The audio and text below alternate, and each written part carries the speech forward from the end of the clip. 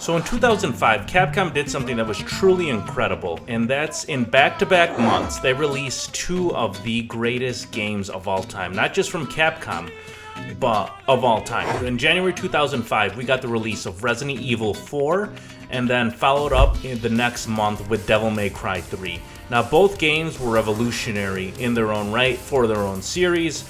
Devil May Cry 3 is perhaps one of the greatest fighting games of all time. Without a doubt, for me, it's the greatest game in the Devil May Cry series. And that kind of just shows how much of a role Capcom was on at the time. You know, Resident Evil 4 was fresh, it was new, it was daring, it was innovative. And Devil May Cry 3 in its own right really saved the series from, you know, just obscurity after the horrendous release of Devil May Cry 2. So Capcom really took both of their beloved series and really saved them and re-elevated them.